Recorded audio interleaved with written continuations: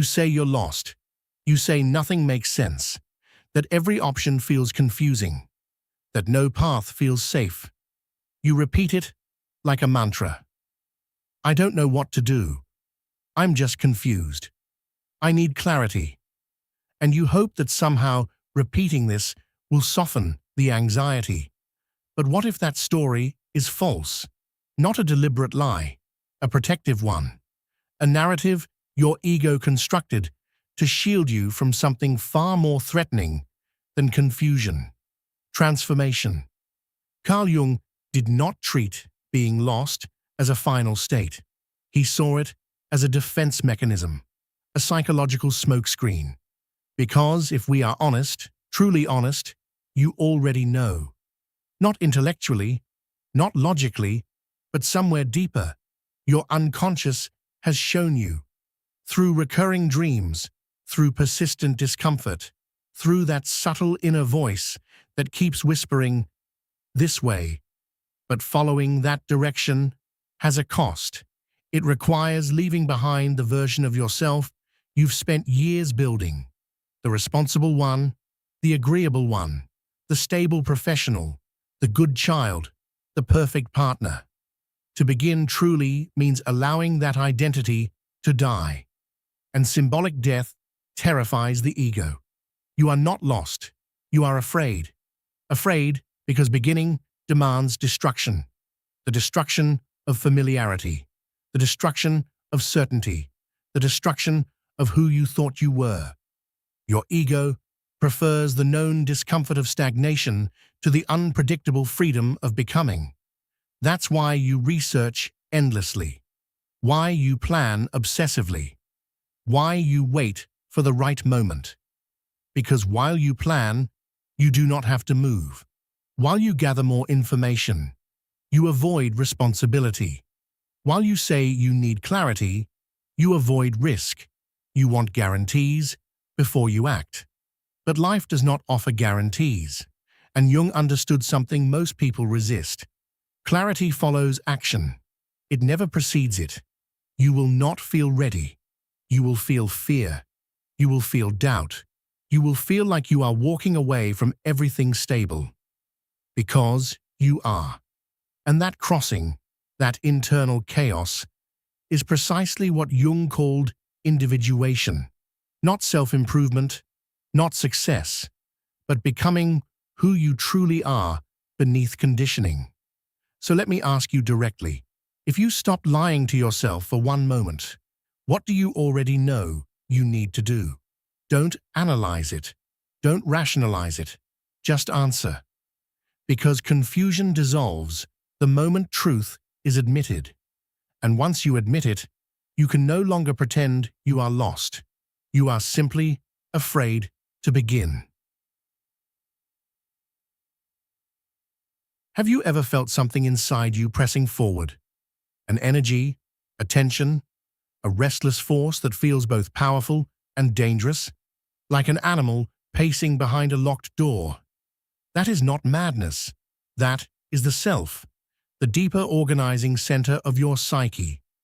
Jung described individuation not as a poetic idea, but as a psychological necessity, a call.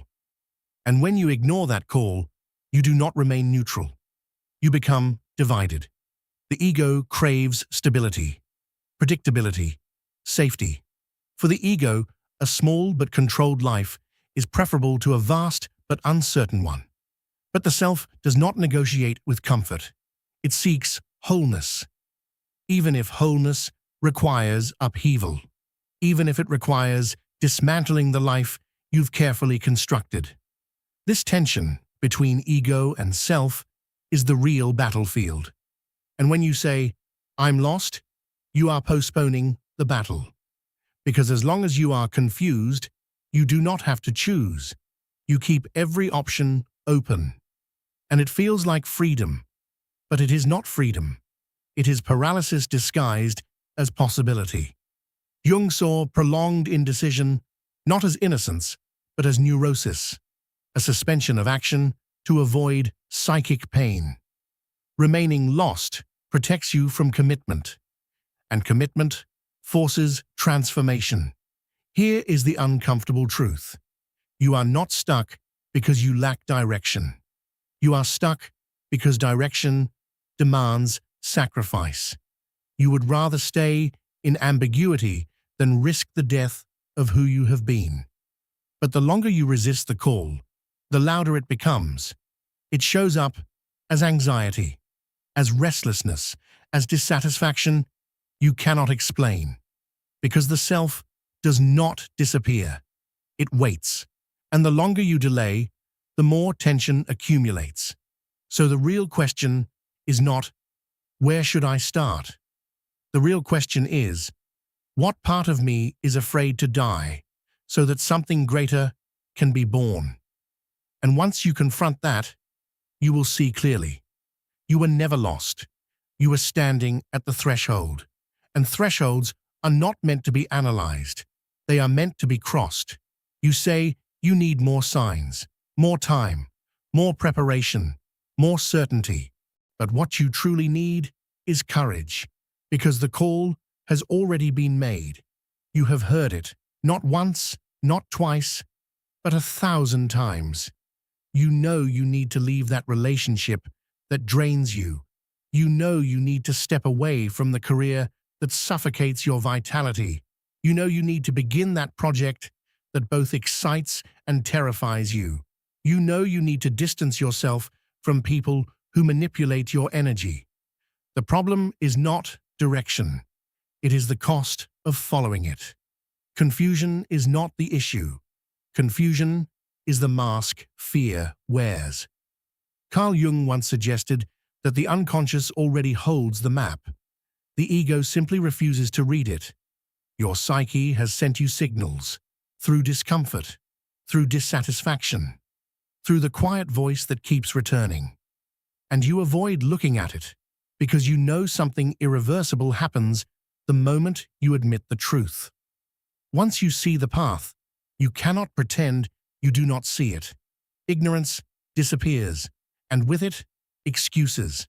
From that moment, only one thing remains: choice, follow, or continue pretending. But before you can move, you must understand what truly holds you back. It is not fate. It is not bad luck. It is not lack of intelligence. It is 3 deep terrors operating silently beneath your awareness. 3 forces that sabotage every attempt to begin. The first terror is the death of your current identity. To start something new is to let something old die. If you leave a profession, you are not just changing jobs. You are dismantling the identity built around it. The stable one, the responsible one, the one others recognize. Years of sacrifice, years of social validation. And now you must admit, what brought you here will not take you further. The ego hates this realization. It prefers familiar suffering to necessary annihilation. The second terror is total responsibility. As long as you claim confusion, you are protected. You can blame timing. You can blame circumstances. You can blame the absence of a sign. But the moment you choose, truly choose, the illusion collapses. If you fail, it was because you acted. If you succeed, it was because you dared. There is no cosmic excuse. There is only authorship. And authorship is heavy. Many people would rather remain in potential than face the burden of real action. The third terror is the unknown. Once you begin the true path, you step into uncharted territory. New emotions, new fears, new aspects of yourself. You do not know who you will become. And the ego experiences that uncertainty as a threat, almost like death. This is why people remain in relationships that hurt them, in careers that suffocate them, in patterns that drain them. Not because they are happy, but because they are familiar. Familiar misery feels safer than uncertain freedom. These 3 terrors, death of identity, radical responsibility, and the unknown, form an invisible prison. And as long as you do not recognize them, You will keep renaming them. You will call fear waiting for clarity. You will call paralysis being cautious. You will call stagnation thinking things through. But now that these fears have been exposed, something even more uncomfortable must be faced. Because there is a hidden benefit in staying lost, a secret advantage in paralysis. You gain something by not starting. Protection, sympathy, the fantasy of unlimited potential. As long as you do not begin, you cannot fail. As long as you do not commit, you cannot disappoint.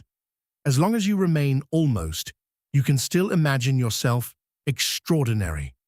Beginning destroys fantasy. It replaces imagined greatness with measurable reality, and that is terrifying. So ask yourself honestly, what are you protecting by not starting? What identity do you preserve by staying confused?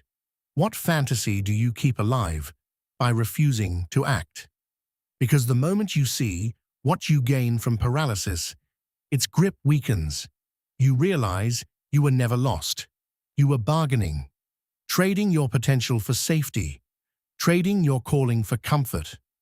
But comfort has an expiration date, and the longer you ignore the call, the louder the unrest becomes. So the real question is not, am I ready?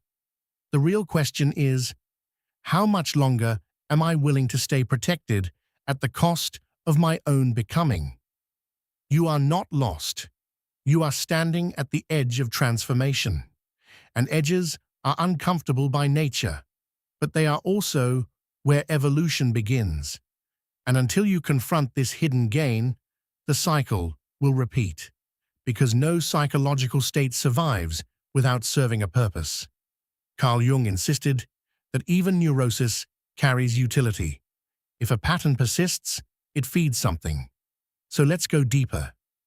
You believe being lost is a curse. That confusion is suffering. That paralysis is pure frustration. But what if confusion is comfort? What if paralysis is protection? Staying lost shields you.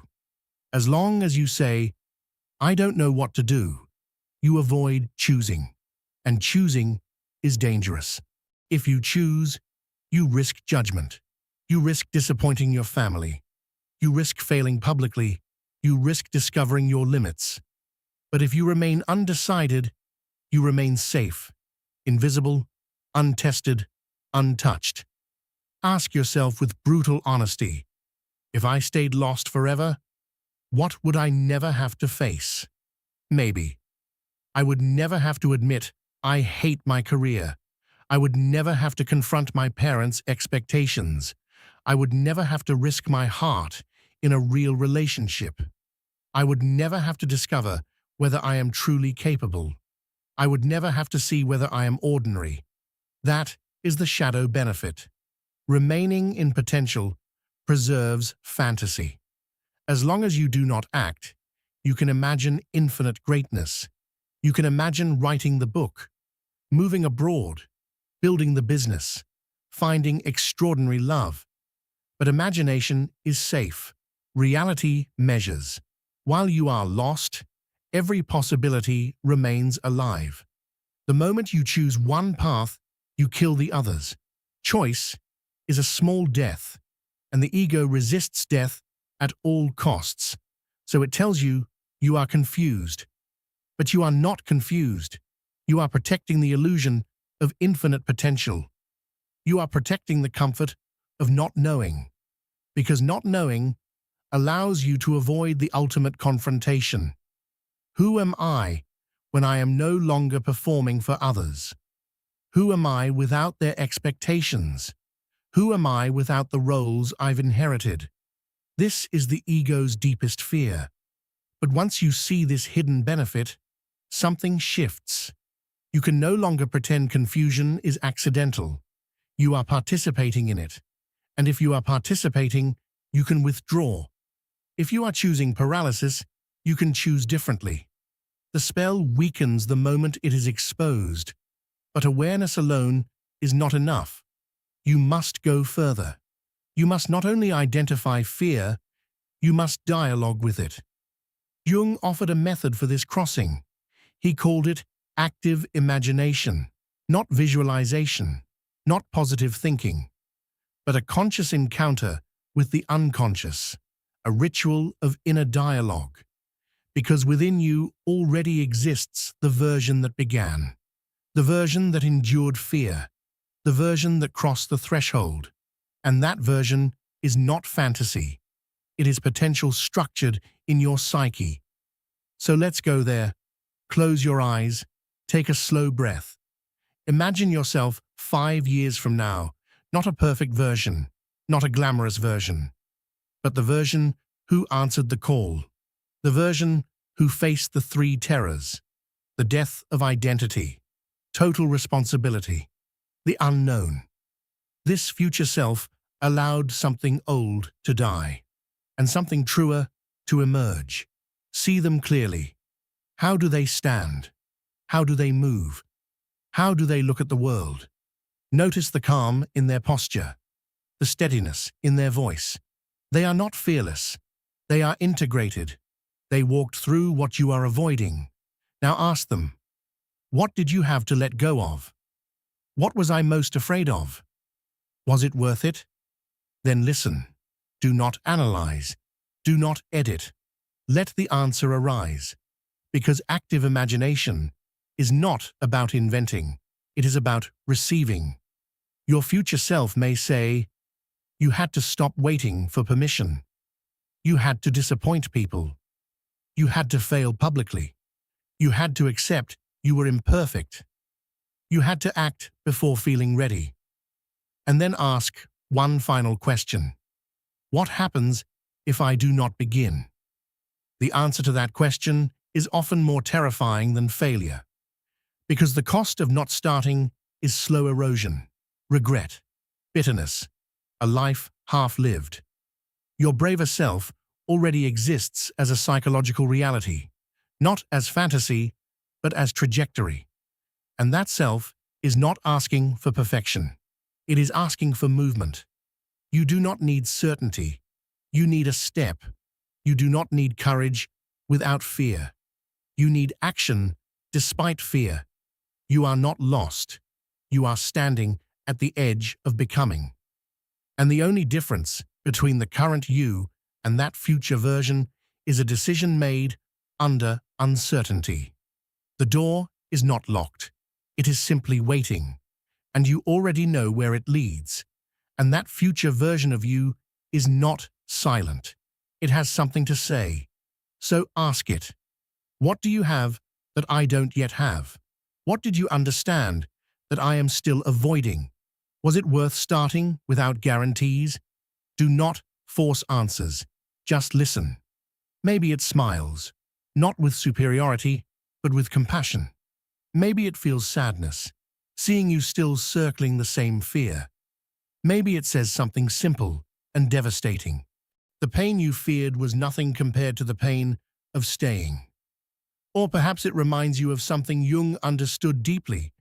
You do not heal through certainty. You heal through courage, through movement, through renunciation. This meeting is not fantasy. It is not motivational theater. It is contact with the most integrated part of your psyche, the part not addicted to endless preparation, the part not waiting for approval, the part that understands a brutal truth.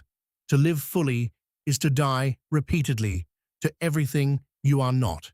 And here is where the silence becomes uncomfortable. Because as you sit in that inner dialogue, you may realize something darker. The longer you delay the path, the heavier the cost becomes. Stagnation becomes frustration. Frustration becomes despair. Despair becomes collapse. There is a law within the psyche that Jung called enantiodromia, the tendency of things pushed to an extreme to transform into their opposite. Comfort becomes imprisonment. Waiting for clarity becomes suffocation. Safety becomes decay. You cannot suppress your deeper nature indefinitely. The unconscious accumulates pressure, and when pressure reaches a threshold, it erupts, not as mysticism, but as psychological breakdown. Jung saw this pattern repeatedly in his patients: panic attacks, sudden anxiety, identity crises, depression without obvious cause, a hollow sense that life has lost meaning. This is not punishment, it is correction. The psyche rebels when it has been ignored too long. It forces change when voluntary change has been refused. You can rationalize. You can disguise paralysis as planning. You can cloak avoidance in spirituality or productivity. But pressure builds regardless. And when it bursts, it does not ask permission. This is enantiodromia in action. When you cling too tightly to one extreme, safety, control, predictability, life swings violently toward chaos. The very thing you avoided arrives amplified, not because fate is cruel, but because imbalance corrects itself.